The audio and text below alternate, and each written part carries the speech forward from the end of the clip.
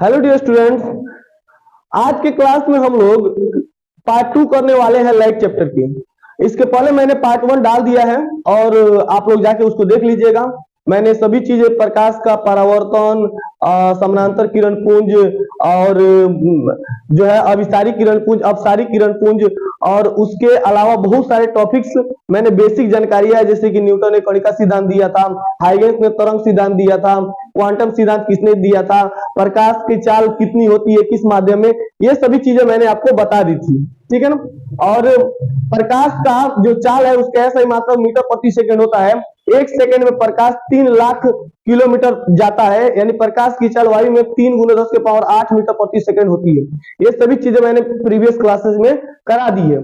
आपने वो वीडियो नहीं देखा तो वो पहले इंपॉर्टेंट है, सबसे पहले उसको देखिएगा फिर इसको आप लोग देखिएगा। तो चलिए इसको कंटिन्यू करते हैं आगे हम लोग। ठीक है।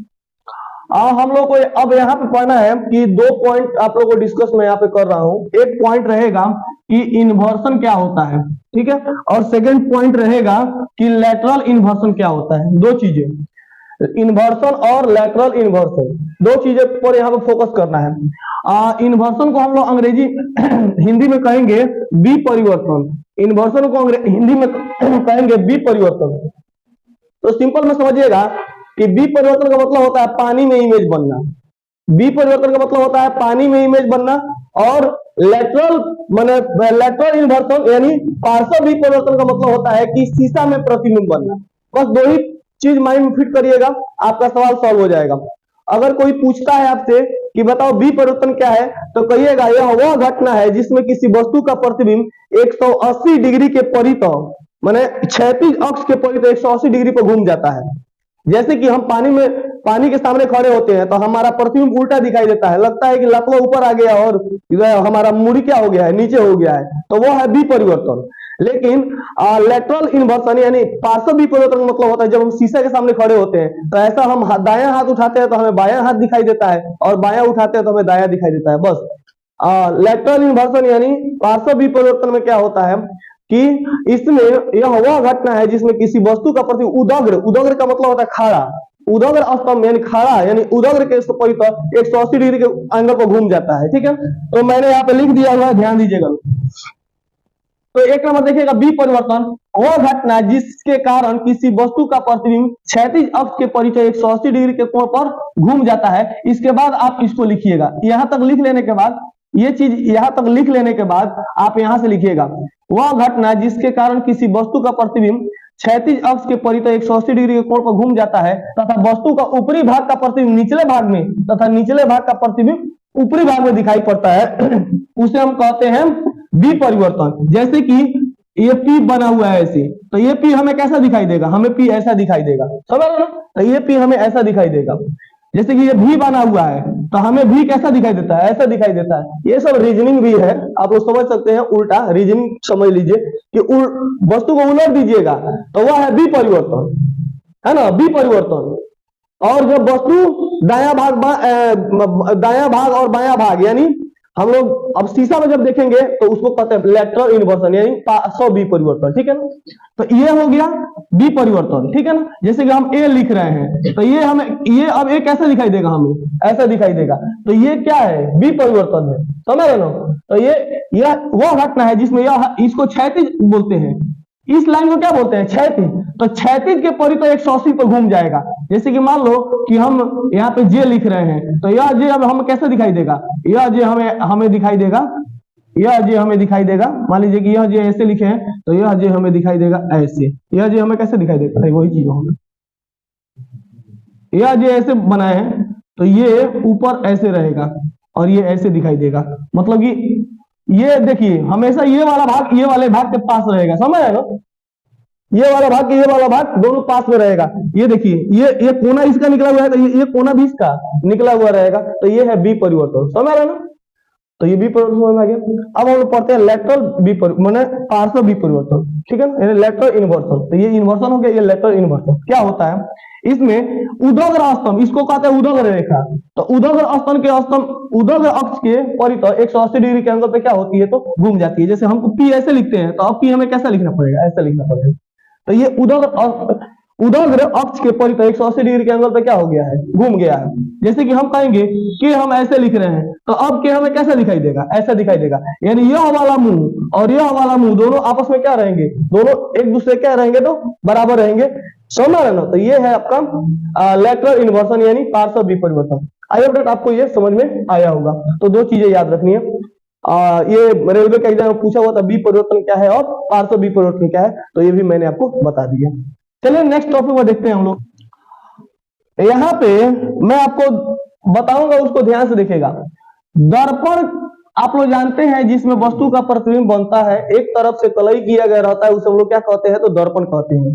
दर्पण क्या होता है, तो दर्पण एक प्रकार का ऐसा परावर्तक सतह होता है जिसके पीछे क्या की गई रहती है, तो कलई की गई रहती है। कलई का मतलब होता है पेंट किया गया रहता है, ठीक है ना। अगर पेंट पीछे नहीं किया गया हो तो उसे दर्पण नहीं बोलते हैं हम, ठीक है ना। दर्पण में किसी वस्तु का क्या बनता है, तो प्रतिबिंब बनता है। दर्पण मेनली तीन टाइप के होते हैं। दर्पण कितने प्रकार के हो जाएंगे, तीन प्रकार की।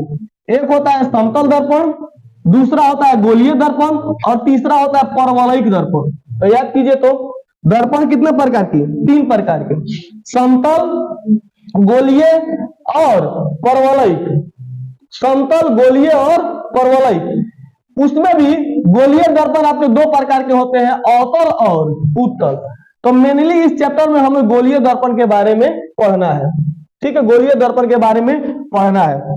तो चलिए पहले देख लेते हैं समतल दर्पण किसे कहते हैं। तो समतल दर्पण जिस दर्पण यहाँ पे जिस दर्पण की परावर्तक सतह समतल होती है उसे समतल दर्पण कहते हैं, बस याद रखना है। कोई पूछेगा समतल दर्पण किसे कहते हैं, तो कहिएगा जिस दर्पण का परावर्तक सतह समतल होता है उसे हम लोग क्या कहेंगे, तो समतल दर्पण कहते हैं। उसके बाद कहेगा गोलीय दर्पण किसे कहते हैं, गोलीय दर्पण अंग्रेजी में कहते हैं एस्फेरिकल मिरर। क्या कहेंगे, एस्फेरिकल मिरर के नाम से इसको जानते हैं। तो कहिएगा जिस दर्पण की परावर्तक सतह किसी खोखले गोले का एक भाग होता है, गोलीय दर्पण का डिफिनेशन हो जाएगा, जिस दर्पण का परावर्तक सतह किसी खोखले गोले का भाग होता है उस दर्पण को हम लोग कहते हैं गोलीय दर्पण। तो याद रखिएगा, जिस दर्पण का परावर्तक सतह किसी खोखले गोले का एक भाग होता है उसे गोलीय दर्पण कहते हैं। गोलीय दर्पण प्रायः कांच के एक टुकड़ा को रजित कर बनाया जाता है, यानी कांच के टुकड़ा को पेंट करके क्या किया जाता है, तो बनाया जाता है। चित्र में ए बी डी एक गोला है, देखिए ए बी डी एक क्या है, यह एक गोला है, यानी यह एक गोला है। तो ये उसके बाद यहाँ पे क्या किया जाता है, तो ये पेंट कर दिया गया है, यहाँ पे क्या कर दिया है, तो यह पेंट कर दिया गया है, ठीक है। फिर यहाँ भी ए बी डी, तो इसके अंदर से पेंट कर दिया गया है, देख रहे हैं ध्यान से ना, इसके अंदर से पेंट कर दिया गया है। अब जब इसको हम ऐसे काटते हैं, जब इसको हम इधर से काटते हैं तो हमें दो दर्पण प्राप्त होता है, ठीक है। इसको मैं आपको पेज पर समझा रहा हूं। दर्पण हो गए आपके तीन प्रकार के, एक हो गया समतल, एक हो गया समतल, दूसरा हो गया गोलीय, दूसरा हो गया गोलीय और तीसरा हो गया परवलयिक।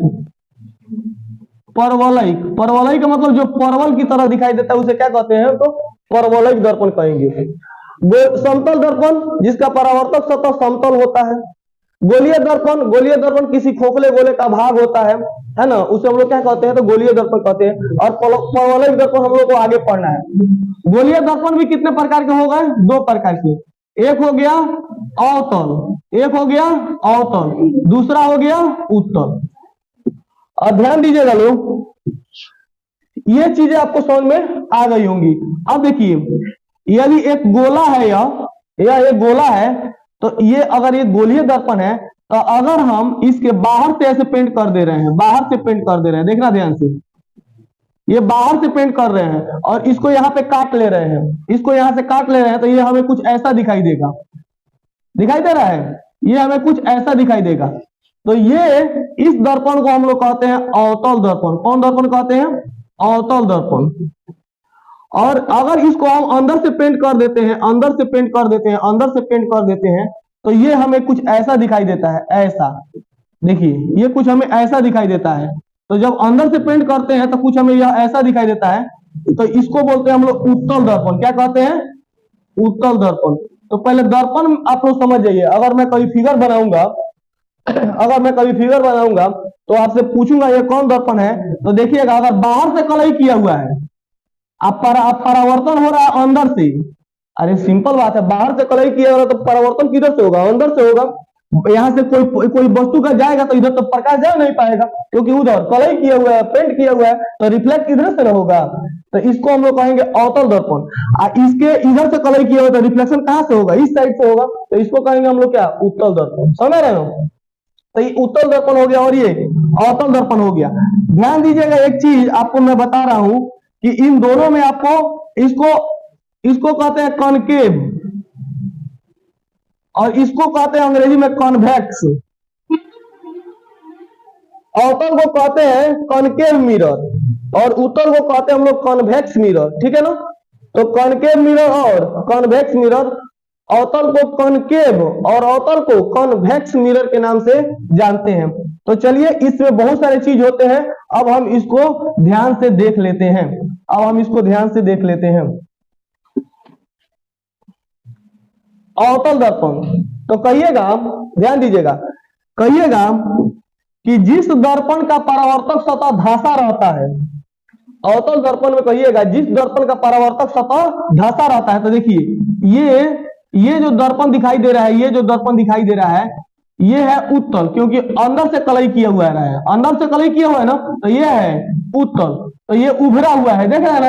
या क्या है? परावर्तक सतह इसका उभरा हुआ है। उभरा हुआ का मतलब होता है कि थुथुन बाहर निकला हुआ रहता है। समझिए मतलब कि क्या होता है, ये बाहर निकला हुआ है ना?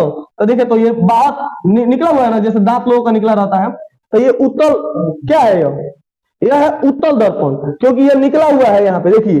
और ये देखिएगा ध्यान से, और ये देखिएगा, ये देखिए, ये अंदर की तरफ क्या है? यह धंसा है अंदर की तरफ। तो ये अंदर की तरफ धंसा हुआ है, इसका दांत मतलब जो अंदर है, समझिएगा ध्यान से। तो जिस दर्पण का परावर्तक सतह क्या हुआ है? धंसा हुआ है, तो धंसा रहेगा तो अवतल, और उभरा हुआ रहेगा तो उत्तल। उ से उभरा, उ से उत्तल, उ से उभरा। परावर्तक सतह अगर उभरा रहेगा तो उत्तल, और परावर्तक सतह धंसा हुआ रहेगा तो अवतल। समझ में आ गया? तो उ से उभरा हुआ रहेगा तो उत्तल, और धंसा हुआ रहेगा तो अवतल। एक तो याद हो गया, तो दूसरा तो फिर में याद हो जाता है। समझ रहे ना? तो कहिएगा कि जिस दर्पण का परावर्तक सतह धंसा रहता है उसे हम लोग अवतल दर्पण कहते हैं, इसे अभिसारी दर्पण कहते हैं। अब आप नया एक वर्ड आ गया कि सर अभिसारी क्या होता है? अभिसारी का मतलब होता है कि वैसा दर्पण जो प्रकाश की किरण को एक जगह पे क्या कर दे? अभिसारित कर दे। यहाँ से प्रकाश जाएगा ना, ये कौन दर्पण है? ये दर्पण कौन है? ये दर्पण है अवतल। कौन दर्पण है? अवतल। देखिए, धंसा हुआ है, जब धंसा हुआ रहेगा तो अवतल। तो ये प्रकाश किरणों को अभिसारित करने का काम करता है, ये प्रकाश किरणों को एक जगह भेजने का काम करता है। इसके पहले भी हम लोग अभिसारी किरण पुंज और अपसारी, पसारी का मतलब पसार देना, देखो पसारी का मतलब पसार देना, गेहूं को पसारा जाता है ना। अभिसारी का मतलब होता है एक जगह पे जाके इकट्ठा कर देना। ठीक है? तो देखिए, यह दर्पण किरणों को क्या करता है? यह दर्पण किरणों को एक जगह पे क्या करता है? भेजने का काम करता है। तो वैसा दर्पण जो प्रकाश की किरणों को एक बिंदु पर केंद्रित कर देता है, उसे हम लोग कहते हैं अभिसारी दर्पण। तो क्वेश्चन पूछेगा कौन सा दर्पण अभिसारी कहलाता है? तो कहिएगा अवतल दर्पण को हम लोग अभिसारी दर्पण कहते हैं। ठीक है? कौन दर्पण अभिसारी दर्पण है बाबू? अवतल दर्पण अभिसारी दर्पण है। तो उल्टा हो जाएगा, उत्तल दर्पण क्या हो जाएगा? अपसारी। उत्तल दर्पण क्या हो जाएगा? तो अपसारी हो जाएगा। तो समझ में आ गया? इस दर्पण को हम लोग कहते हैं अभिसारी। उसके बाद देखो उत्तल दर्पण, कॉन्वेक्स मिरर। जिस दर्पण का परावर्तक सतह उभरी रहती है, यहाँ पे डिफिनेशन में मैंने लिख दिया है, आप लोगों को सिर्फ स्क्रीनशॉट लेने की जरूरत है, बाकी सारा आपका क्लियर होते चला जाएगा। जिस दर्पण की परावर्तक सतह उभरी रहती है अर्थात केंद्र के विपरीत दिशा में रहती है, उत्तल दर्पण कहलाता है। इसे अपसारी दर्पण कहते हैं, अपसारी दर्पण कहते हैं। कौन दर्पण? उत्तल दर्पण को। ठीक है ना? उसके बाद परवलयिक दर्पण, वह दर्पण जो पूर्णतः गोलीय नहीं होता है, पूरा गोलीय नहीं रहेगा, परवल की तरह रहेगा, उसे हम लोग क्या कहेंगे? तो परवलयिक दर्पण कहेंगे। समझ आ गया? कि वह दर्पण जो पूर्णतः गोलीय नहीं होता है उसे हम लोग क्या कहते हैं, तो परवलयिक दर्पण कहते हैं। इसको भी आप लोग याद रखें। देखिए ये परवलयिक दर्पण है, ये देख रहे हैं ना, परवलयिक दर्पण है, पूर्णतः गोलीय नहीं है, ये है परवलयिक दर्पण, ठीक है ना ये अवतल है ना ये उत्तल है, परवल की तरह है तो परवलयिक दर्पण है। और यही थोड़ा सा ऐसे रहता तो यह अवतल हो जाता, समझ रहे ना, लेकिन ज्यादा ऐसे हो जाएगा, ज्यादा ऐसे हो जाएगा तो ये है परवलयिक दर्पण, समझ रहे ना। तो ये चीजें आप लोगों को समझ में आ गई होंगी। तो चलिए हम लोग नेक्स्ट आगे बढ़ते हैं। देखिए ध्यान से, गोलीय दर्पण अब मैं आपको दिखा रहा हूं। देखिए ये गोलीय दर्पण आप लोग देख पा रहे होंगे। तो देखो यहाँ पे कलई किया हुआ है, यहाँ पे क्या किया गया है, कलई किया हुआ है, यानी बाहर यदि कलई किया हुआ है, पेंट किया गया है। तो ये कौन दर्पण है, तो कहिएगा सर ये अवतल दर्पण है। कौन दर्पण है, अवतल दर्पण है। और देखिए और इसके अंदर कलई किया हुआ है, इधर से देख रहे हैं ना, इसके अंदर से कलई किया हुआ रहेगा। तो अंदर से कलई किया गया रहेगा तो इसे क्या कहते हैं हम लोग, उत्तल दर्पण कहेंगे। क्या कहेंगे, उत्तल।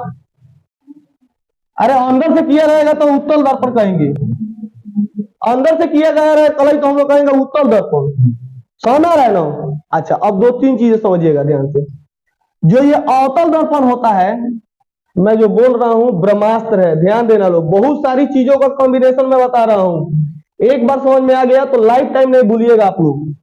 ये जो अवतल दर्पण होता है इसका, अब देखिए अब एक चीज बताता हूं आप लोग, ये चीज ये फिगर तो देख ही लिए, ये फिगर को देख लिए, एक और फिगर देखिएगा। देखिए ये अंदर से कलई किया हुआ है, तो अंदर से कलई किया हुआ है तो इसको हम लोग कहते हैं उत्तल। क्या कहेंगे, उत्तल, राइट। और ये देखिए ये बाहर से कलई किया हुआ है ना, तो बाहर से कलई किया हुआ है तो ये है आपका अवतल। ये तो चीज समझ में आ गया हो, इतना समझ में आ गया। अच्छा अब देखिए, आप बताइए कि आप लोग वृत्त पढ़े हैं, वृत्त पढ़े हैं, तो वृत्त के अंदर में जो रहता है उसे क्या कहते हैं, सेंटर। उसे क्या कहते हैं, सेंटर। तो सेंटर कहेंगे यानी केंद्र कहते हैं। क्या कहते हैं, केंद्र कहते हैं। तो उसी तरह अगर यह गोलीय दर्पण है तो एक प्रकार का यह वृत्त है, यह गोलीय दर्पण है तो एक प्रकार क्या है, गोला है यानी वृत्त है। तो वृत्त के अंदर एक सेंटर रहना चाहिए कि नहीं रहना चाहिए, तो वृत्त के अंदर सेंटर है, तो इसी सेंटर को हम लोग कहते हैं सी।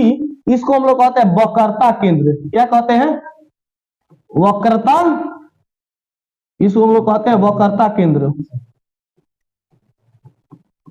Centre of curvature. इसको हम लोग कहते हैं वक्रता केंद्र कहते हैं। तो गोलीय दर्पण के जो केंद्र होता है, गोलीय दर्पण का जो केंद्र होता है उसे हम लोग क्या कहते हैं, तो वक्रता केंद्र कहते हैं। आप लोगों को याद रखना है। तो सिंपल बात है, जिस तरह किसी वृत्त के केंद्र को वृत्त के केंद्र कहते हैं, उसी तरह किसी भी गोलीय दर्पण के केंद्र को क्या कहेंगे, वक्रता केंद्र कहेंगे। बोलिए याद हुआ कि नहीं हुआ। अगर कोई पूछेगा वक्रता केंद्र क्या होता है तो कहिएगा किसी गोलीय दर्पण के केंद्र को हम लोग क्या कहते हैं, तो वक्रता केंद्र कहते हैं। तो सिंपल ये केंद्र यहाँ पे है और ये केंद्र इसका यहाँ पे है, दोनों का केंद्र है, क्योंकि ये एक क्या है, गोलीय दर्पण है। समझ रहे। एक चीज और बताइएगा, यह जो लाइन खींची जाती है इसको हम लोग कहते हैं, जैसे कि हम लोग वृत्त पढ़ते हैं तो इसको कहते हैं व्यास, लेकिन इसमें थोड़ा सा नाम चेंज हो जाएगा। इसको हम लोग इस लाइन को अगर पूरा इधर से इधर खींच देते हैं, ये लाइन अगर x है और ये y है, तो इसको हम लोग कहते हैं मुख्य अक्ष। क्या कहेंगे, मुख्य अक्ष। तो देखिए ये जो लाइन y और x यहाँ पे जो दिखाई दे रहा है, जो C से एकदम होके जाता है, कहिएगा C से होकर जाने वाली जो लाइन होती है उसको हम लोग क्या कहते हैं, तो मुख्य अक्ष कहते हैं। इसमें इसका नाम व्यास नहीं होकर इसका नाम हो जाता है मुख्य अक्ष हो जाता है। तो मुख्य अक्ष उसको बोलते हैं, समझ रहे ना। तो ये हो गया आपका मुख्य अक्ष, यहां से यहां तक इसको ये मुख्य अक्ष बोलते हैं इसको, ठीक है ना, ध्यान दीजिएगा। और जो ये P दिखाई दे रहा है आप लोगों को, P, इसको हम लोग कहते हैं पोल, यानी इसको कहते हैं ध्रुव। क्या बोलेंगे इसको, ध्रुव। जो ये P दिखाई दे रहा है इसे हम लोग कहते हैं ध्रुव। ये P जो दिखाई दे रहा है इसे क्या कहेंगे हम लोग, ध्रुव कहते हैं। इसे हम लोग पोल कहते हैं, ध्रुव कहेंगे। अब दो तीन चीजें मैं आपको बता रहा हूं तो ध्यान दीजिएगा इसको, आप इस पॉइंट को ध्यान से देखिएगा। दर्पण यही, एक बार दर्पण समझ में आ गया तो आप इसको लाइफ टाइम नहीं भूलिएगा। ध्यान दीजिए, जो ये दर्पण जो है यह है अवतल दर्पण। सिंपल बात है, यह दर्पण कौन है, यह अवतल दर्पण है। तो अवतल दर्पण का जो मुख्य अक्ष होता है वह उसके सामने होता है। देखिए मुख्य अक्ष उसके क्या है, सामने है। और उत्तल दर्पण का जो मुख्य अक्ष होता है उसके पीछे होता है। मतलब उसका जो वक्रता नहीं, वक्रता केंद्र हमको कहना चाहिए। अवतल दर्पण का जो वक्रता केंद्र होता है वो उसके सामने होता है। देखिए इसके सामने है कि नहीं है, ये अवतल दर्पण का जो वक्रता केंद्र है इसके क्या है, सामने है।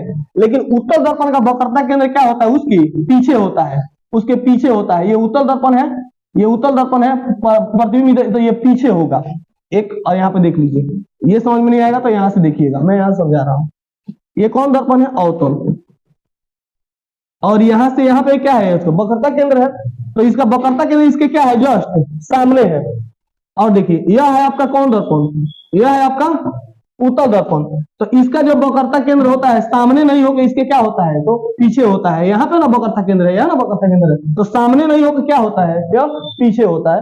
तो सिंपल में याद रखिएगा कि अवतल दर्पण का वक्रता केंद्र सामने होता है, उत्तल दर्पण का वक्रता केंद्र उसकी पीछे होता है। दो चीजें आपको यहाँ पे नोट करनी है। समझ में आ गया ना, कोई दिक्कत है, नहीं दिक्कत है यहाँ तक, आगे बढ़े। अब दो तीन चीजें आप समझिएगा लोग। देखिए सी को हम लोग कहते हैं वक्रता केंद्र, यानी इंग्लिश में कहते हैं सेंटर और कार्वेचर। तो ये जो सी होगा इसको क्या कहेंगे, वक्रता केंद्र कहेंगे। यहां भी जो सी है इसको भी वक्रता केंद्र ही कहेंगे। आर को कहते हैं वक्रता त्रिज्या। अब देखिएगा यहां से और यहां तक की दूरी, पी से और सी तक की जो दूरी होती है इसको हम लोग कहते हैं R. Point number 1 denoted, noted your honour. Point number 1 कि सी से और पी तक की दूरी को हम लोग कहते हैं वक्रता त्रिज्या। ध्यान से नोट कीजिए लोग, ये बहुत बहुत इंपॉर्टेंट है। सी से जो पी तक की दूरी होती है उसे हम लोग कहते हैं वक्रता त्रिज्या। सिंपल बात है, जिस तरह त्रिज्या हम लोग कहते हैं वो त्रिज्या कहेंगे ना। और यहां से यहां तक व्यास नहीं कह देंगे, अरे यहां से यहां तक क्या कहलाएगा, व्यास कहलाएगा। तो यहां से यहां तक त्रिज्या ना कहलाता है। सिंपल बात है, जो हम लोग वृत्त में पढ़ते हैं वो भी चीज इसी में पढ़ना है। सी से ये जो पी तक की दूरी है इसको कहते हैं वक्रता त्रिज्या। त्रिज्या कहेंगे तो वक्रता त्रिज्या कह देंगे। अरे ऐसे त्रिज्या होता है, ये अगर ये हम लोग वृत्त पढ़ रहे हैं तो यहां से यहां तक की दूरी को क्या कहते हैं, त्रिज्या। अब एगो उसमें जोड़ देना वक्रता, तो वक्रता त्रिज्या, समझ है ना। तो सी से पी तक की दूरी को हम लोग कहते हैं वक्रता त्रिज्या। यहां भी सी से पी तक की दूरी को क्या कहेंगे, वक्रता त्रिज्या। इसको अंग्रेजी में बड़का आर से सूचित करते हैं। कौन आर से सूचित करेंगे, तो बड़का आर से। कोई दिक्कत, सी से पी तक की दूरी को हम लोग कहते हैं वक्रता त्रिज्या। सी को कहेंगे वक्रता केंद्र और पी को कहेंगे ध्रुव। देखिए अगर माइंड में फिट है ना, देखो माइंड में अगर फिट है ना तो रटने की जरूरत नहीं है। कोई कहेगा कि बताएगा वक्रता केंद्र किसे कहते हैं, तो कहिएगा गोलीय दर्पण जिस खोखले गोले का भाग होता है उसके केंद्र को वक्रता केंद्र कहते हैं। अच्छा कोई कहेगा बताएगा वक्रता त्रिज्या क्या, अच्छा वक्रता त्रिज्या देखिए ध्रुपी तथा वक्रता केंद्र के बीच की जो दूरी होती है ना उसे हम लोग वक्रता त्रिज्या कहते हैं। सिंपल में याद हो गया। तो रट्टा कोई मारेगा तो वक्रता केंद्र की त्रिज्या ये ऐसा नहीं होगा। अरे भाई सिंपल में याद करो, पहले माइंड में फिट करो। अच्छा ध्रुपी और केंद्र के बीच की दूरी को हम लोग क्या कहते हैं, वक्रता त्रिज्या कहते हैं। सिंपल में याद हो गया। इसे हम लोग किससे सूचित करेंगे, बड़का आर से सूचित करेंगे। तो रटना नहीं है, समझना है सिर्फ। अच्छा इसी के बीच में अगर यहाँ पे हम काट देते हैं तो यहाँ पे अगर एफ लिख देते हैं, यहाँ पे अगर एफ लिख देते हैं तो सी, देखिए सी और पी के बीच में क्या होता है, तो एफ होता है। ध्यान दीजिएगा, सी और पी के बीच में होता है एफ। इसको कहते हैं फोकस दूरी। क्या कहते हैं, फोकस दूरी। मैं पॉइंट नोट करा रहा हूं, ध्यान दीजिएगा। सी और पी के बीच में होता है एफ। क्या होता है, एफ, जिसको हम लोग कहते हैं फोकस दूरी, है ना। तो फोकस दूरी ये एकदम हाफ ऑफ डिस्टेंस होता है। कितना कितना डिस्टेंस होता है, तो हाफ ऑफ डिस्टेंस होता है। तो जो ये आर होता है ये 2f के बराबर होता है। आर किसके बराबर होता है, 2f के बराबर होता है। क्यों, क्योंकि ये एक भाग और ये एक भाग, ये दोनों मिलेगा तो कितना भाग हो गया, 2 भाग। तो इसीलिए जो बड़का आर जो होता है वह फोकस दूरी का क्या होता है, तो दुगुना होता है। सिंपल में याद हो गया। अरे सिंपल में याद हो गया ना, जैसे कि डी अब पढ़े ना, डी बराबर 2r होता है। डी बराबर क्या होता है, 2r होता है। उसी तरह आर बराबर क्या होता है, 2f होता है। हम लोग वृत्त में नहीं पढ़े हैं डी बराबर 2r, तो उसी तरह आर बराबर क्या होता है, 2f होता है। तो सिंपल में अगर f निकालना हो तो r को क्या कर दीजिएगा, आधा कर दीजिएगा। अगर आपसे कोई कहेगा फोकस दूरी 2 है, फोकस दूरी 2 है तो वक्रता त्रिज्या कितनी हो जाएगी? अरे भाई 4 हो जाएगी। फोकस दूरी अगर 2 है, यहां से यहां तक दूरी 2 है तो वक्रता त्रिज्या कितनी हो जाएगी? दुगुनी होती है, दो दूना 4। और कोई कहेगा वक्रता त्रिज्या 10 है तो फोकस दूरी कितना हो जाएगा? 5 हो जाएगी। सिंपल बात है, आधा हो जाएगा। तो ये भी चीज को आप लोग को याद रखना है, ठीक है। अब देखिएगा एम एन, ठीक है। एम एन को द्वारा कहते हैं आर्पेचर, आर्पेचर है ना, यानी सिंपल में समझिएगा कि दर्पण की चौड़ाई को दर्पण का द्वारा कहते हैं। दर्पण की चौड़ाई को क्या कहते हैं? दर्पण का द्वारा कहते हैं। यानी दर्पण जितना चौड़ा रहेगा उसकी चौड़ाई को हम लोग दर्पण का क्या कहेंगे? द्वारा कहेंगे। देखो यहां से दर्पण एम और एन है, दर्पण इतना चौड़ा है, दर्पण इतना चौड़ा है तो जो इसकी चौड़ाई रहेगी इसको क्या कहेंगे? दर्पण का द्वारा। घर की दुआरी को घर का दुआरी कहते हैं ना। घर की दुआरी कैसी होती है? किसी घर की दुआरी बड़ी होती है, किसी घर की दुआरी छोटी होती है, तो दुआरी पर जाते हैं हम लोग, तो दुआरी जितना चौड़ाई रहेगा उसको दुआरी कहेंगे ना। तो उसी तरह दर्पण जितना चौड़ा रहेगा उसको क्या कहेंगे? उसका द्वार कहेंगे, उसका दुआरी कहेंगे। देखो ए दुआरी पर गोयरो नहीं हो, तो दुआरी जितना चौड़ा रहेगा तो दुआरी कहेंगे, तो दर्पण जितना चौड़ा रहेगा तो दर्पण का दुआरी कहेंगे। समझ रहे हो? तो दर्पण जितना चौड़ा रहेगा उसकी दुआरी को क्या कहेंगे? दर्पण की दुआरी कहेंगे। दर्पण का द्वारा कहते हैं, हिंदी में द्वारा कहते हैं, हिंदी में भोजपुरी में दुआरी कहा जाला। समझ रहे ना? ये चीज समझ रहे तुम लोग को? तो कहिएगा दर्पण की चौड़ाई को दर्पण का द्वारा कहते हैं। जैसे घर की जो दुआरी की चौड़ाई होती है घर की दुआरी कहा जाता है, तो दर्पण की जो चौड़ाई होगी, दर्पण की जो चौड़ाई वो दर्पण का द्वारक कहलाएगा, ठीक है। तो यहाँ पे दर्पण इतना चौड़ा है तो इसका द्वारक एम एन है, समझ गए ना? तो इसकी दर्पण की चौड़ाई हो गया। ध्रुपी आप लोग समझ गए, यहां तक आपको मैंने देखो वक्रता केंद्र किसे कहेंगे? तो गोलीय दर्पण जिस खोखले गोले का एक भाग होता है उसके केंद्र को हम लोग क्या कहते हैं? तो वक्रता केंद्र कहते हैं। इसे प्रायः सी से सूचित किया जाता है। वक्रता केंद्र का डिफिनेशन मालूम चल गया। अब देखिए अवतल दर्पण का वक्रता केंद्र दर्पण के सामने होता है, जबकि उत्तल दर्पण में यह दर्पण के पीछे होता है। मैंने आपको बता दिया है। अगला देखिए पोल किसे कहेंगे? पोल यानी ध्रुव किसे कहेंगे? तो कहिएगा गोलीय दर्पण के ज्यामितीय केंद्र को पोल कहते हैं। गोलीय दर्पण के ज्यामितीय केंद्र को क्या कहेंगे? दर्पण का ध्रुव कहते हैं। समझ गए? तो गोलीय दर्पण के ज्यामितीय केंद्र को दर्पण का ध्रुव कहते हैं। इसको आपको याद रखना है, ठीक है। तो ये यहाँ पे ध्रुव है, इसको कहेंगे पोल। क्या कहेंगे? पोल, ध्रुव कहेंगे। मुख अक्ष के बारे में बताने चल रहे हैं। मुख अक्ष जिसको हम लोग कहते हैं प्रिंसिपल एक्सिस। प्रिंसिपल एक्सिस क्या होता है? ध्यान दीजिएगा। दर्पण के ध्रुव और वक्रता केंद्र को मिलाने वाली रेखा,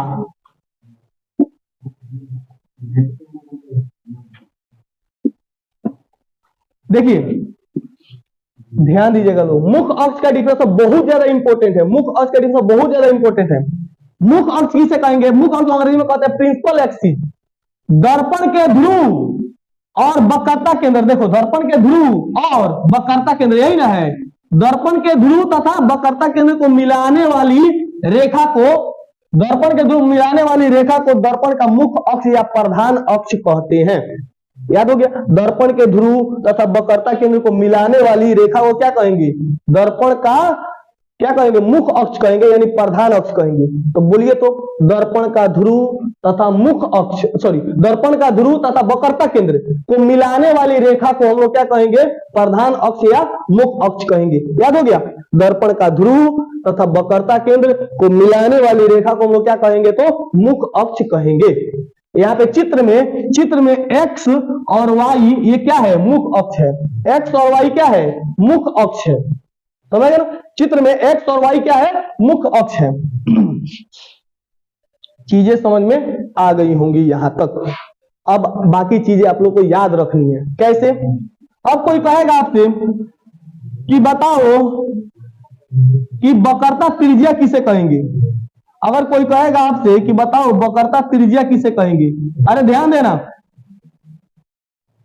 अगर कोई आपसे डिफिनेशन पूछ ले कि वक्रता त्रिज्या किसे कहेंगे तो क्या कहिएगा? कहिएगा वक्रता केंद्र और ध्रुव वक्रता केंद्र और ध्रुव के बीच की दूरी को हम लोग कहते हैं वक्रता त्रिज्या। समझ में आ गया ना? कैसे बोलिएगा, लिख लीजिए, देखिए वीडियो को रोक के लिख लीजिएगा इसको ध्यान से। दर्पण का केंद्र, दर्पण का वक्रता केंद्र तथा ध्रुवी के बीच की दूरी को हम लोग क्या कहते हैं? तो वक्रता त्रिज्या कहते हैं। समझ गया ना? नेक्स्ट देखिए, कोई कह देगा फोकस दूरी, फोकस दूरी, तो आप कहिएगा कि सी मतलब वक्रता केंद्र और एफ, वक्रता केंद्र और एफ के बीच की दूरी को हम लोग फोकस दूरी कहते हैं। अरे सिंपल बात है भाई, देखो भाई कौन नहीं जानता है कि औरैया से तिरौतिया चौक के बीच की दूरी को औरैया और तिरौतिया चौक के बीच की दूरी कहेंगे? सबको जानता है ना? अरे औरैया और तिरौतिया चौक के बीच की दूरी को क्या कहेंगे? औरैया और तिरौतिया चौक के बीच की दूरी कहेंगे ना। उसी तरह वक्रता केंद्र और फोकस के बीच की दूरी को हम लोग क्या कहेंगे? फोकस दूरी कहेंगे। समझ गए ना? वक्रता केंद्र और फोकस के बीच की दूरी को हम लोग क्या कहेंगे? तो फोकस दूरी कहेंगे। या पी तथा एफ की दूरी, बीच की दूरी को हम लोग क्या कहेंगे? तो फोकस दूरी कहेंगे। दोनों डिफिनेशन सही है, कोई दिक्कत नहीं है। आगे बढ़े, एक बात और बताते हैं, मात्र एक बात। सी तथा पी के बीच की दूरी को वक्रता त्रिज्या कहते हैं। इसको बड़का आर से सूचित करते हैं, इसको बड़का आर से सूचित करते हैं। और सी तथा एफ के बीच की दूरी को फोकस दूरी कहते हैं, इसको छोटका एफ से सूचित करते हैं। चलिए काम खत्म, आगे बढ़ते हैं, ठीक है। ये सब समझ, देखिए वही चीज है यहाँ पे, वही चीज यहाँ पे दिया गया है। ये मुख अक्ष हो गया, यहाँ पे दर्पण कलई किया गया है, ये पोल है, ये वक्रता केंद्र है, इसके बीच की दूरी को बड़का आर कहेंगे, ठीक है। यहाँ भी पी है, यहाँ भी सी है, इसके बीच की दूरी को बड़का आर कहेंगे। और यहाँ पे एफ रहेगा, तो एफ और सी के बीच की दूरी को फोकस दूरी, या एफ या पी के बीच की दूरी को फोकस दूरी कहेंगे। यहां तक हम लोगों ने समझ लिया। देखिए अब यहाँ पे ये कौन दर्पण है? तो ये पॉलिश किया हुआ है, तो ये अवतल दर्पण है। कौन दर्पण है? तो अवतल दर्पण है। सिंपल में दिखाई दे रहा है ना, बाहर से पॉलिश किया गया है, तो यह क्या है? तो अवतल दर्पण है, ठीक है, समझ रहे ना? अच्छा ये देखो, ये बताओ, तो ये उत्तल दर्पण है। अब आप लोग देख के मिली माइक्रो सेकेंड में आप लोग बता सकते हैं कौन उत्तल है और कौन अवतल है। यहां तक मैंने काम खत्म कर दिया।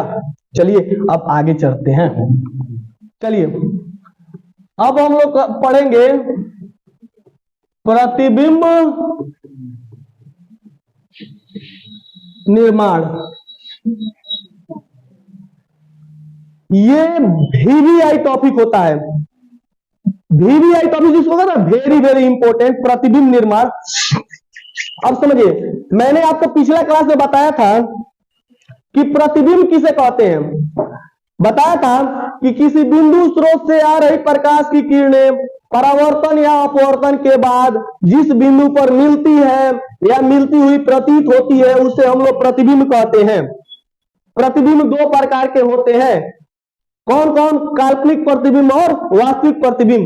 अगर पूर्णतः मिल जाती है तो वास्तविक प्रतिबिंब, अब मिलती हुई प्रतीत होती है तो उसे हम लोग कहते हैं काल्पनिक प्रतिबिंब। राइट, बता दिया। तो चलिए अब प्रतिबिंब निर्माण हम लोग पढ़ते हैं। ध्यान दीजिए, सबसे पहले हम लोग पढ़ेंगे अवतल दर्पण में। किस दर्पण में स्टूडेंट? हम लोग पढ़ेंगे अवतल दर्पण में प्रतिबिंब निर्माण। किस दर्पण में? क्या पढ़ेंगे? अवतल दर्पण में प्रतिबिंब निर्माण पढ़ेंगे। किसमें पढ़ेंगे? तो अवतल दर्पण में। ध्यान दीजिए बोर्ड पे, माइंड को बोर्ड पर कंसंट्रेट कीजिए। अवतल दर्पण, अवतल दर्पण में 6 कंडीशन का प्रतिबिंब बनता है। पॉइंट नंबर 1, अवतल दर्पण में कितना कंडीशन का प्रतिबिंब बनता है? 6 कंडीशन का। कितना कंडीशन का? 6 कंडीशन का। तो चलिए हम लोग 6 कंडीशन को धीरे धीरे डिस्कस करते हैं।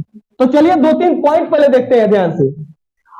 अगर पॉइंट नोट कीजिएगा, पॉइंट ये नोट करना है आप लोग को, मेन पॉइंट, मेन पॉइंट। यदि मुख्य अक्ष से मुख्य अक्ष के समानांतर किरण जाएगी किरण जाती है तो मुख्य अक्ष के समानांतर अगर किरण जाती है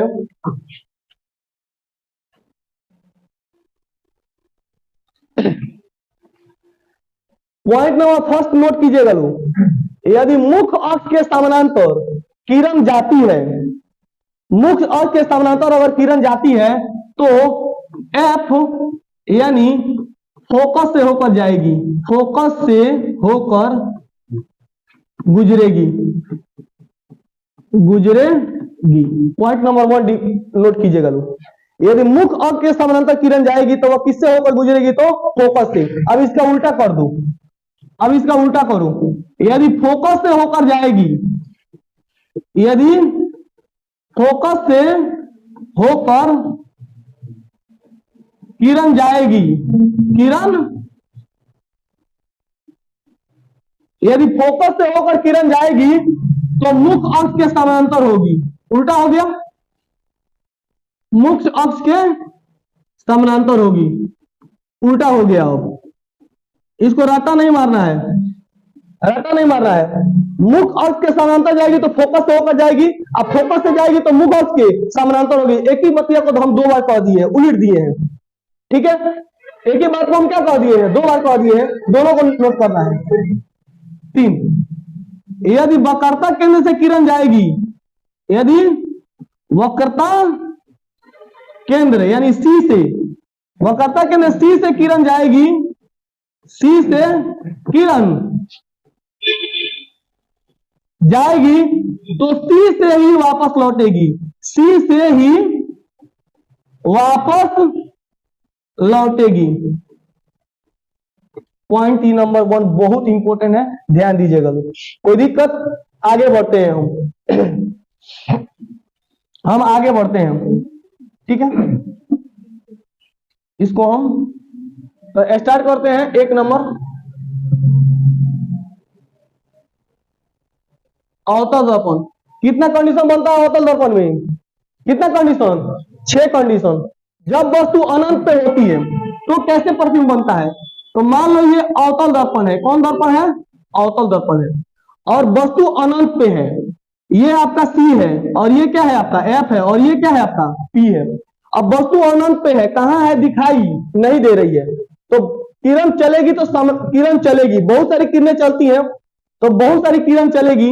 तो यहां से एक किरण यहाँ पे दर्पण पे गई, यहां से एक किरण दर्पण पे गई, तो जब यहां से किरण दर्पण में जाएगी तो ये किरण जब मुख्य अक्ष के समानांतर, देखो ये क्या है, ये बीच वाला क्या है, मुख्य अक्ष है। तो मैंने बताया है कि मुख्य अक्ष के समानांतर चलने वाली किरणें फोकस से होकर गुजरती है, राइट बात है ना। तो नीचे वाली किरण भी मुख्य अक्ष से जा रही है ना, तो मुख्य अक्ष से जो किरण जाएगी तो वह किससे होकर गुजरेगी, तो फोकस से होकर गुजरती है। तो मुख्य अक्ष के समानांतर जाने वाली किरणें किससे होकर गुजरती है, तो फोकस से गुजरती है। तो वस्तु का प्रतिबिंब बनता है एफ पर, वस्तु का प्रतिबिंब कहां पर बनता है, तो एफ पर बनता है, और बहुत ही छोटा बनता है, बहुत ही छोटा बनता है, और उल्टा बनता है और वास्तविक बनता है। बहुत ही छोटा बनेगा, उल्टा बनेगा और वास्तविक बनता है। तब जब वस्तु अनंत पे हो तो वस्तु का प्रतिबिंब, तो वस्तु का प्रतिबिंब एफ पर, एफ पर का मतलब फोकस पे, एफ पर का मतलब क्या होता है, फोकस पे, वास्तविक कैसा बनेगा, तो वास्तविक, और वास्तविक प्रतिबिंब हमेशा कैसा होता है, तो उल्टा। वास्तविक प्रतिबिंब हमेशा कैसा होता है, उल्टा, तथा वस्तु से छोटा, वस्तु से छोटा बनेगा। चलिए, अगर आपसे कोई पूछ दे कि बताओ जब वस्तु अनंत पे हो तो प्रतिबिंब कहां पे बनेगा, तो कहिएगा कि फोकस पे बनेगा। कैसा बनेगा, तो उल्टा, वास्तविक और वस्तु से बहुत ही छोटा बिंदु साइज का बनेगा। 1 नंबर याद हो गया। दूसरा नंबर, जब वस्तु, अब देखो वस्तु को धीरे धीरे घसकाएंगे हम, वस्तु को धीरे धीरे क्या करेंगे, घसकाएंगे। तो अब पहले वस्तु कहां पे था, अनंत पे था ना, पहले वस्तु कहां पे था, ये मुख्य अक्ष मान लो, ये मुख्य अक्ष है, पहले वस्तु कहां पे था, अनंत पे था। अब वस्तु को हम घसका के कहां ला रहे हैं, अनंत और सी के बीच। कहां पे ला रहे हैं, अनंत और सी के बीच। वस्तु को धीरे धीरे घसकाते लाएंगे, ठीक है ना। तो देखिए घसका रहे हैं, अनंत पे था, अब वस्तु कहां पे रहेगी, अनंत और सी के बीच। तो जब वस्तु अनंत और सी के बीच हो, सी के बीच हो। अब हम सी को वक्रता केंद्र नहीं लिख रहे हैं, हम सी को हम सी ही लिख रहे हैं इंग्लिश में, समझिएगा आप लोग ना। तो जब वस्तु अनंत और सी के बीच हो तो ध्यान दीजिएगा लोग।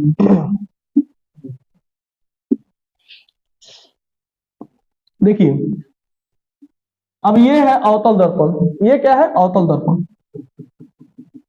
ये अवतल दर्पण, ये है आपका मुख्य अक्ष, ये क्या है, पी है, ये क्या है, सी है, ये क्या है, एफ है, और ये है अनंत, राइट। अब वस्तु को हम कहां पर रख देंगे, तो यहां पर रख देंगे, यानी अनंत और सी के बीच में रख रहे हैं ना बीच में, तो दोनों के बीच में रख दिए। तो बताओ यहां से किरण जाएगी तो इस पर पड़ेगी, और ये किससे होकर गुजरेगी, एफ से होकर गुजरेगी, ठीक है। फिर मैंने बताया है कि सी से होकर फिर किरण को भेजते हैं, सी से होकर किरण गई, अरे यहां से किरण गई तो इधर लौट गई, तो सी से जो किरण जाएगी वो फिर सी से ही क्या होती है, बैक मार देती है। मैंने बताया है कि सी से जाने वाली किरणें सी से ही बैक मार देती है। तो वस्तु का प्रतिबिंब अब कहां पे बन रहा है, वस्तु का प्रतिबिंब अब यहां पे बन रहा है, ध्यान दे रहा है ना आप लोग। तो वस्तु का प्रतिबिंब यहां पे बन रहा है, कहां पे, सी और एफ के बीच। तो ध्यान दो, अनंत और सी के बीच था, तो सी और एफ के बीच आ रहा है, देखना ध्यान से, बहुत इसमें समझने वाला बच्चा एकदम। ये देखो इधर से बढ़ रहा है ना, इधर से, जब इधर से बढ़ेगी तो इधर से ऊ घटेगी, देखना ध्यान से, इधर से ई बढ़ेगा तो उधर से ऊ आएगा। तो देखो पहले यहाँ पे था, अब थोड़ा सा यहाँ पे आ गया, फिर थोड़ा देर के बाद यहाँ पे आएगा, थोड़ा देर बाद यहाँ पे आएगा, फिर थोड़ा देर के बाद अनंत पे जाएगा। तो ध्यान देना, माइंड में फिट रखो, जब ये इधर से जाएगा तो वो उधर से चलता हुआ आ रही है। देखो कैसे, इधर से ये बढ़ रहा है, पहले अनंत पे था तो यहाँ पे बन रहा था, समझ रहे ना। अब अनंत और सी के बीच किए तो थोड़ा सा इधर घसक गया हूं ना। तो अब समझ जाएगा कि जब हम सी पर रखेंगे तो इसका मतलब फिर इधर से यहीं पे सी पर बन जाएगा, समझ रहे ना। तो ये याद रखिएगा, ठीक है। तो चलिए, तो जब वस्तु अनंत और सी के बीच हो तो प्रतिबिंब कहां पे बन रहा है, तो वस्तु का प्रतिबिंब, तो वस्तु का प्रतिबिंब कहां पर बन रहा है, सी तथा एफ के बीच, सी तथा एफ के बीच। और कैसा बनेगा, वास्तविक, और वास्तविक प्रतिबिंब हमेशा कैसा बनता है, उल्टा, तथा वस्तु से छोटा। बस याद रखिएगा, कोई दिक्कत, यहां तो कोई दिक्कत नहीं है। हम लोग आगे बढ़ते हैं। अब 3 नंबर कंडीशन क्या कर दें, तो जब वस्तु सी पर हो, अब वस्तु पहुंच गई कहां पे, सी पर, अब वस्तु हमारी पहुंच गई किस पर, सी पर। तो अब वस्तु सी पर हम रखते हैं, कहां पर रखते हैं, तो सी पर रखते हैं। तो ध्यान दीजिएगा, जब वस्तु सी पर हो, तो जब वस्तु सी पर हो तो देखिए इस वस्तु को हम सी पर रख रहे हैं, ये पी है, ये क्या है, सी है, और ये इन्फिनिटी है, यहाँ पे क्या है, फोकस है, सही बात है ना। तो जब वस्तु अब सी पर रखेंगे तो यहां से प्रतिबिंब जाएगा, फोकस से होकर जाएगा, समझ ना। और आपको जस्ट बताया है कि फोकस से होकर जाने वाला किसके समानांतर जाएगा, दर्पण। फोकस से जाने वाला दर्पण के क्या होता है, समानांतर जाता है, ध्यान दीजिएगा लोग।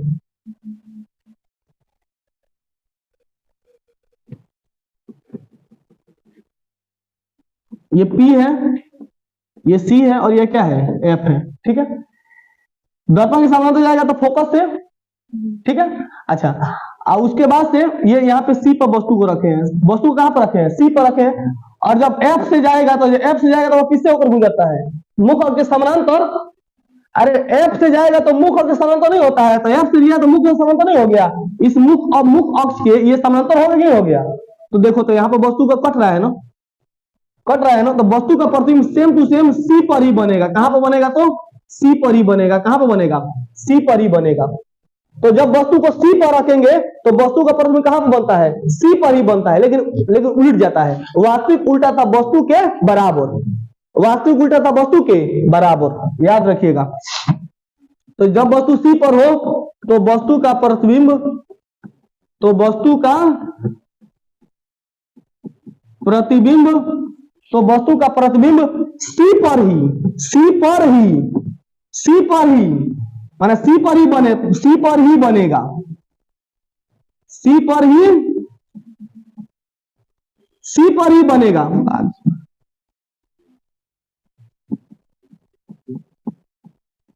पर ही बनेगा। लेकिन कैसा बनेगा? वास्तविक उल्टा, वास्तविक पर हमेशा कैसा होता है? उल्टा। अब वस्तु के बराबर, तो अगर हम आपसे पूछेंगे कभी कि बताइए कि वस्तु का प्रतिबिंब कब बराबर बनता है, किस कंडीशन में बराबर बनता है, तो कहिएगा जब सी पर रखते हैं तो वस्तु का प्रतिबिंब सी पर ही बनेगा और वस्तु के क्या बनेगा? तो बराबर बनेगा। बोलिए याद हुआ कि नहीं हुआ? याद हो गया। चलिए अब चौथा कंडीशन, अब सी पर से हम आगे घसका रहे हैं। अब सी पर से वस्तु को हम ले जा रहे हैं सी और एफ के बीच, अब लिखते हैं जब वस्तु सी तथा एफ के बीच हो, चलिए अब हम नेक्स्ट घस करते हैं। जब वस्तु सी तथा एफ के बीच हो, तो देखो ये है, ये क्या है? पी है, और ये क्या है? सी है, और ये क्या है? एफ है। अब हम वस्तु को कहां पर रखेंगे? सी तथा एफ के बीच, तो सी पर रख दिए थे, हम वस्तु को अब वस्तु को हम कहां पर रखेंगे? सी तथा एफ के बीच रखेंगे। तो बताइए यहां से जाने वाली किरण इससे होकर गुजर गई। अच्छा, फिर ये समानांतर, फोकस से जाने वाली किरण मुख से क्या होती है? समानांतर होती है। अरे देखो फोकस से किरण जा रही है तो मुख के क्या होगी? समानांतर होगी। वस्तु कहां पे बन रही है? देखो वस्तु का प्रतिबिंब कहां पे बन रहा है? ये अनंत है, अनंत और सी के बीच बन रहा है, देख रहे हैं ना? तो वस्तु का प्रतिबिंब कहां पे बन रहा है? अनंत और सी के बीच बन रहा है। कोई दिक्कत हो तो कहिए लोग कि सर हमको प्रॉब्लम है। कोई दिक्कत नहीं है तो चलिए, तो वस्तु का प्रतिबिंब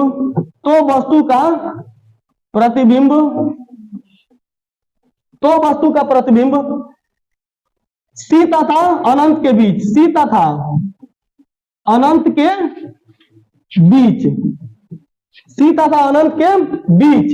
और कैसा बनेगा?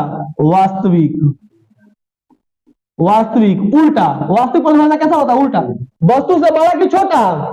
अरे नहीं, वस्तु से बड़ा। देखिए ना, वस्तु से बड़ा बनेगा, वस्तु से बड़ा बनता है, कोई दिक्कत है यहां तक? कोई दिक्कत नहीं है यहां तक? 4 नंबर हो गया ना? 4 नंबर एक बार और बता दें। देखो ये अवतल, ये हमारा अवतल दर्पण है, इधर कलई किया हुआ है। वस्तु को हम सी तथा एफ के बीच रखे हैं, सी तथा एफ के बीच रखेंगे तो सी से किरण जाएगी तो यहाँ पे, और एफ से होकर गुजरेगी, राइट। फिर ये एफ से होकर किरण जाएगी तो मुख समांतर होगी। तो कट कहां पे रहा है? यहाँ पे कट रहा है ना, तो सी और इंफिनिटी के बीच कट रहा है ना, तो वस्तु का प्रतिबिंब सी तथा अनंत के बीच बनेगा। और कैसा बनेगा? वास्तविक उल्टा, वस्तु से बड़ा बनेगा। पांचवा नंबर कॉन्सेप्ट लेते हैं कि जब वस्तु, एक बार और पढ़ा, जब वस्तु, अब हम वस्तु को फोकस पे रख रहे हैं। कहां पे रख रहे हैं? फोकस पे। जब वस्तु एफ पर हो, कहते हैं फोकस। होशियार है, समझ जाइएगा कि मुख्य फोकस नहीं लिख के हम एफ लिख दे रहे हैं। तो वस्तु को देखो यहाँ पे, अब वस्तु को हम यहाँ पे रख रहे हैं, ध्यान देना। ये P है, ये क्या है? C है, और ये क्या है? F है। अब इसके पहले हम लोग यहाँ पे इसके बीच में रखे थे, सही बात है ना? अब हम लोग कहां पर रखेंगे? F पर रखेंगे। तो अब वस्तु को हम यहाँ पे F पर रख रहे हैं, वस्तु को। देखो यहां से किरण जाएगी, किरण गई, और ये किससे होकर गुजरेगी? मुख्य फोकस से। अच्छा, और देखिएगा उसके बाद से C से होकर जाने वाली किरण, देखो, और ये देखो यहाँ पे, फिर ये हमारा यहां से, फिर यहां से किरण गई, और ये मुख्य फोकस से ये सी से जाने वाली किरण, देखो अब सी से किरण को भेजते हैं हम। अब सी से किरण को भेजते हैं तो अगर कोई किरण सी से जाती है तो वह सी से ही क्या रिटर्न मार देगी। यदि कोई किरण सी से जा रही है तो वो सी से ही रिटर्न होगी, सिंपल बात है ना।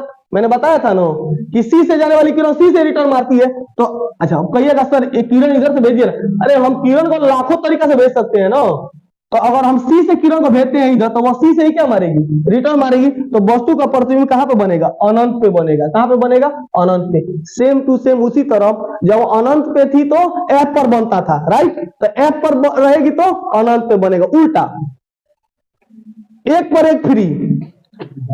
अनंत पे थी तो एफ पर, और एफ पर आएगी तो अनंत पे। तो देखो यहाँ पे अनंत पे वस्तु का प्रतिबिंब बन रहा है ना। तो लिखेंगे जब वस्तु एफ पर हो तो वस्तु का प्रतिबिंब, तो वस्तु का प्रतिबिंब, तो वस्तु का प्रतिबिंब वास्तविक, कैसा, वास्तविक। वास्तविक प्रतिबिंब कैसा होता है, उल्टा, वास्तविक उल्टा, तथा वस्तु से बहुत विशाल, तथा वस्तु से बहुत विशाल, वस्तु से बहुत विशाल कहां पे बनेगा, अनंत पे, अनंत पर बनेगा। तो क्वेश्चन अब आपको याद हो जाएगा, अनंत पे रहेगा तो एफ पे, और एफ पे रहेगा तो अनंत पे। समझ ना रहे। छठा कंडीशन, जब वस्तु एफ तथा ध्रुव पी के बीच हो, एफ तथा पी के बीच हो, एफ तथा पी के बीच हो। तो दे चलिए इसको, ये पी है, ये एफ है, और ये क्या है, सी है। अब वस्तु हम किस पर रख रहे हैं, वस्तु को हम यहां पे रखते हैं, राइट। तो देखिए यहां से जाने वाली किरणें फोकस से होकर गुजरेंगी, किससे होकर गुजरेंगी,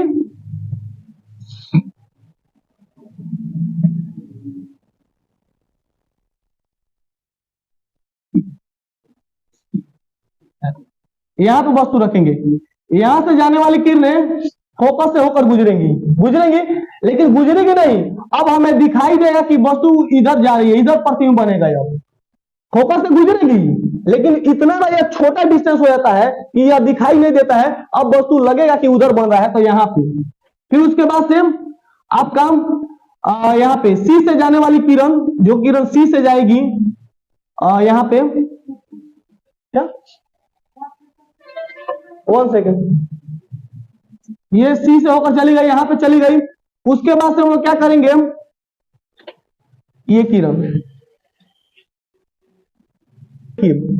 तो जब ये वस्तु यहां पे है, ध्यान देना, वस्तु यहां पे है, तो यहां से ये यहां पे पड़ गया, तो ये फोकस से होकर गुजरेगी, लेकिन गुजर रही है, लेकिन लगेगा कि हमें किधर जा रही है, कल्पना से लगेगा कि वह उधर बनेगा प्रतिबिंब। और फिर आप लोग जानते हैं कि सी से जाने वाला यहाँ पे, ये जो सी से जा रहा है वो सी से ही क्या हो जाएगा, रिटर्न हो जाएगा। तो वस्तु का प्रतिबिंब अब यहाँ पे बन जाता है, कहां पे बन जाता है, दर्पण के पीछे बनता है, दर्पण के पीछे। और कैसा बनेगा, तो काल्पनिक, कैसा बनेगा, तो काल्पनिक, और सीधा वस्तु से बड़ा, वस्तु से बड़ा। अभी आपको मैं एक बार और इसको दिखा रहा हूं, घबराना नहीं है कि नहीं समझ में आया, रे मर गया, बर्बाद हो गया, ये सब नहीं, मैं इसको फिर बता रहा हूं, ध्यान देना। अब आपसे क्वेश्चन पूछेगा कि अवतल दर्पण में कितने प्रकार के प्रतिबिंब का निर्माण होता है, काल्पनिक और वास्तविक दोनों की, सिर्फ काल्पनिक, काल्पनिक और वास्तविक दोनों, राइट। क्वेश्चन पूछेगा कि अवतल दर्पण में काल्पनिक प्रतिबिंब बनता है, तो हाँ बनता है, लेकिन एक ही कंडीशन में बनता है, मात्र एक ही कंडीशन। और वो कंडीशन कौन, जब वस्तु एफ तथा पी के बीच में हो, लेकिन बनता जरूर है। अब किसी के घर जाओ, नमक रोटी खाओ, लेकिन तुमको कह देगा कि हाँ तुम हमारे घर खाए हो, बनता है। अवतल दर्पण में काल्पनिक प्रतिबिंब बनता है, एक ही बार बनेगा, लेकिन बनेगा। तो क्वेश्चन पूछा है कौन सा ऐसा प्रतिबिंब है, कौन सा ऐसा दर्पण है जो वास्तविक और काल्पनिक प्रतिबिंब दोनों बनाता है, अवतल दर्पण। समझ रहे ना, क्योंकि अवतल दर्पण का जो एफ और पी के बीच में है ना, तो वह आपका उधर प्रतिबिंब बना देता है, काल्पनिक प्रतिबिंब बना। और काल्पनिक प्रतिबिंब हमेशा कैसा होता है, तो सीधा होता है, राइट। चलिए अब इतना मैंने आपको दिखा दिया। तो अनंत पे है, तो जब वस्तु अनंत पे है तो कहां पे बन रहा है, फोकस से बन रहा है। दूसरा, सी से परे है, सी से परे का मतलब होता है अनंत और सी के बीच में है। सी से परे का मतलब क्या होता है, सी अनंत और सी के बीच में है, तो ऐसे भी कह सकता है सी से परे। तो जब सी से परे होगा, तो जब सी से परे होगा, तो जब यहाँ पे बन रहा है तो अब इधर बनने लगेगा। तो अब यहाँ पे बन रहा, अब बन रहा था पति एफ पर, और एफ और सी के बीच बनेगा, एफ और सी के बीच बनेगा। देखो यहाँ बन रहा है ना, हाँ ना। तो ये ए और बी है, ए और बी है, तो बी नीचे आ जाएगा, बी डैश और ए डैश, समझ रहे ना, बी डैश और ए डैश उलट दीजिएगा लोग। फिर देखो अब वस्तु हम सी पर रख रहे हैं, तो सी पर ए और बी है, सी पर है ना, तो वस्तु का प्रतिबिंब कहां पर बन रहा है, सी पर बन रहा है। तो जब ऊपर बी था तो नीचे बी डैश हो जाएगा और ये ए डैश हो जाएगा। तो समझ आ गया। तो ऐसे प्रतिबिंब आप लोग देख सकते हैं कैसे कट रहा है, दिखाई दे रहा है सबको ना कैसे कट रहा है। उसके बाद सी तथा एफ के बीच हो, तो देखो सी है और एफ के बीच में है, तो बताइए जब सी और एफ के बीच में होगा, जब सी और एफ के बीच में होगा तो कहां पे प्रतिबिंब चला जाएगा, सी और अनंत के बीच में चला जाएगा, सी और अनंत के बीच में चला जाएगा। ठीक है, आप लोग जब ध्यान रखिएगा तो सीधा पूरा बन जाएगा। ठीक है, कोई दिक्कत यहाँ पे सारा मैंने बताया हुआ है, ध्यान दे सकते हैं आप लोग। फिर वस्तु को मैं यहाँ पे रख दूं, देखो अब वस्तु को हम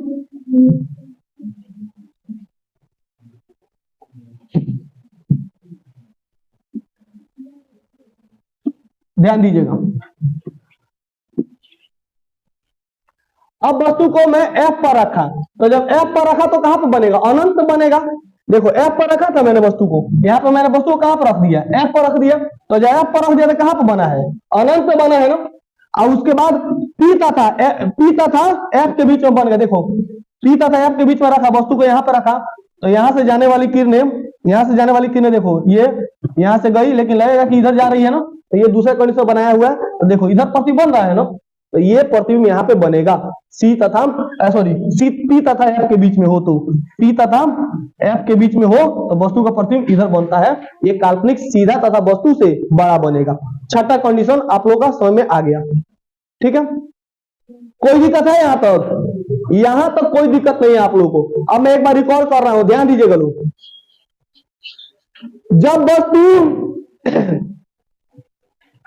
जब वस्तु अनंत पे हो तो वस्तु का प्रतिबिंब एफ पे, राइट। जब वस्तु अनंत तथा सी के बीच में हो तो वस्तु का प्रतिबिंब एफ तथा पी के बीच। ठीक है, जब वस्तु सी पर हो तो वस्तु का प्रतिबिंब सी पर ही बनेगा। जब वस्तु सी तथा पी के बीच हो तो अनंत और सी के बीच बनेगा। जब वस्तु का प्रतिबिंब एफ पर हो तो अनंत पे, और जब अनंत पे हो तो एफ पे। हो गया, बात खत्म।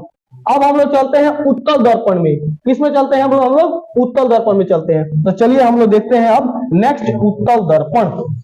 अब हम लोग देखते हैं उत्तल दर्पण। अब देखिए अब हम लोग चलते हैं उत्तल दर्पण में। हम लोग अवतल दर्पण का 6 कंडीशन देख लिए। अब उत्तल दर्पण में तो देखिएगा, उत्तल दर्पण में मात्र 2 ही कंडीशन बनता है। उत्तल दर्पण में कितना कंडीशन बनता है, 2 कंडीशन। अवतल दर्पण में 6 कंडीशन, उत्तल दर्पण में 2 कंडीशन बनता है। 2 कंडीशन कौन कौन बनता है, तो 1 नंबर कंडीशन जब वस्तु अनंत पे हो, 1 नंबर कंडीशन बनता है जब वस्तु अनंत पे हो। तो सिंपल बात है, अनंत पर रहेगी तो एफ पर बनेगा, अनंत पर रहेगी तो कहां पर बनेगा, एफ पर बनेगा। तो देखो, तो जब वस्तु अनंत पे हो तो देखिए यहां से किरण जा रही है, ये किरण जा रही है यहां से, लेकिन ये क्या हो जाएगी, रिफ्लेक्ट हो जाएगी इधर से। ये किरण इधर से जा रही है लेकिन ये रिफ्लेक्ट हो जाएगी इधर से। क्यों रिफ्लेक्ट होगी बताइए, क्योंकि यहाँ पे पेंट किया गया है, यहाँ पे क्या किया गया है, पेंट किया गया है। लेकिन लगेगा, इमेजिन करते हैं, मान लेते हैं कि इधर से गई ना, तो लगेगा कि यहाँ पे जा रही है, लगेगा कि यहाँ पे जा रही है, तो वस्तु का प्रतिबिंब कहाँ पे बनेगा, तो एफ पर बनेगा। समझ गए ना। तो जब वस्तु अनंत पे हो तो वस्तु का प्रतिबिंब एफ पर बनेगा, और ये कैसा बनेगा, काल्पनिक, सीधा तथा वस्तु से छोटा, राइट।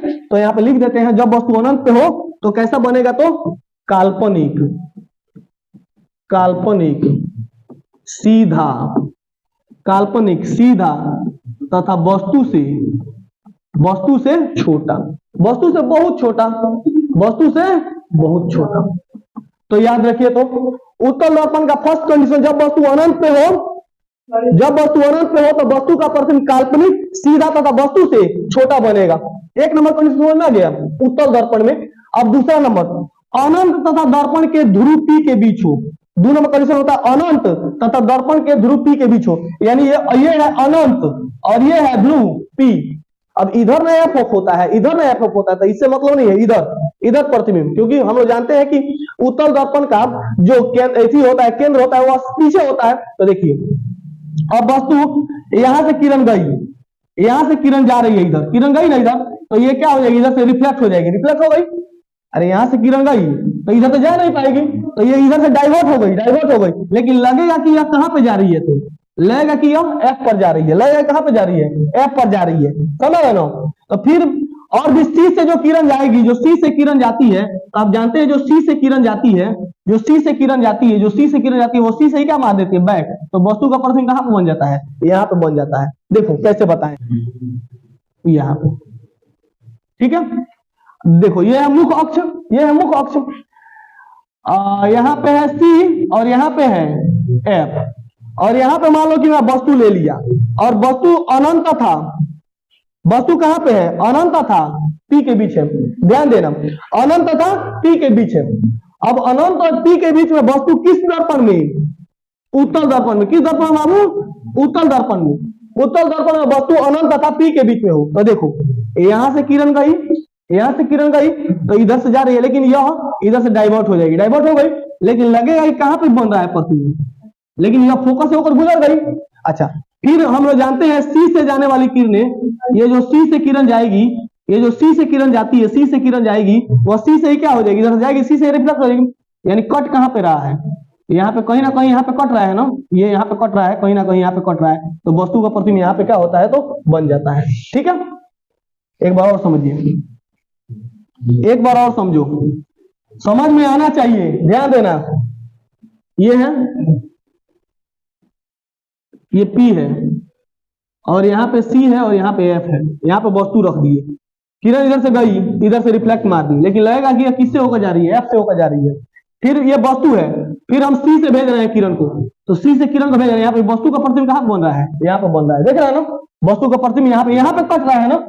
आप जब स्केल लेकर कटाइएगा ना स्केल से, तो देखिएगा कटेगा आपका राइट मात्रा में, ठीक है ना। तो स्केल रख के इसे चिन्ह पारिएगा ना, तो यहाँ पे वस्तु का प्रतिबिंब कटेगा, तो यहाँ पे वस्तु का प्रतिबिंब बनेगा। तो वस्तु का प्रतिबिंब आपका अनंत और दर्पण में ध्रुव P के बीच हो, तो वस्तु का प्रतिबिंब C और F के, C और P के बीच बनेगा। कहां पे बनेगा, C या F और P के बीच बनेगा, F और P के बीच बनेगा। कहां पे बनेगा, तो लिख देते हैं F और P के बीच, F और P के बीच, F और P के बीच बनेगा, F और P के बीच बनेगा। कैसा बनेगा, काल्पनिक सीधा वस्तु से छोटा, काल्पनिक सीधा वस्तु से छोटा, काल्पनिक सीधा और वस्तु से छोटा। तो ये हो गया उत्तल दर्पण और अवतल दर्पण में प्रतिबिंब का निर्माण, हम लोग यहां तक देख लिए।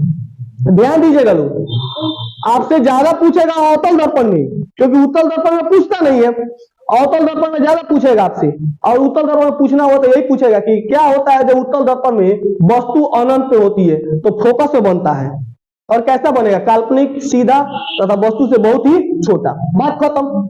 अब हम लोग इसका उपयोग देख लेते हैं। अब हम लोग देखते हैं कि अवतल दर्पण और उत्तल दर्पण का उपयोग कहां पे होता है। चलिए देखिए, अवतल दर्पण का उपयोग देखिए लोग कहां पे होता है। अब दर्पण हम लोग पढ़ लिए, उत्तल दर्पण और अवतल दर्पण। तो उत्तल दर्पण के 6 कंडीशन देख लिए, सॉरी अवतल दर्पण के 6 कंडीशन देख लिए, उत्तल दर्पण में 2 कंडीशन होता है, प्रतिबिंब का निर्माण देख लिए। अब हम लोग पढ़ेंगे उत्तल दर्पण और अवतल दर्पण का उपयोग कहां पे होता है, देखिएगा। तो पहला है अवतल दर्पण। देखिए, अवतल दर्पण का उपयोग हजामती दर्पण में होता है। जो नाई लोग, हजाम लोग जो दर्पण रखते हैं ना, वह होता है अवतल दर्पण। इसमें वस्तु का प्रतिबिंब बड़ा दिखाई देता है और काल्पनिक दिखाई देता है, समझ रहे हैं। देखिए, अवतल दर्पण को हजामती दर्पण किया जाता है क्योंकि वह चेहरे का सीधा बड़ा तथा काल्पनिक प्रतिबिंब बनाता है, चेहरे का सीधा बड़ा तथा काल्पनिक प्रतिबिंब बनाता है, इसीलिए इसका प्रयोग कहां पे होता है, तो हजामती दर्पण के रूप में होता है। समझ आएगा। देखो यहाँ पे ये।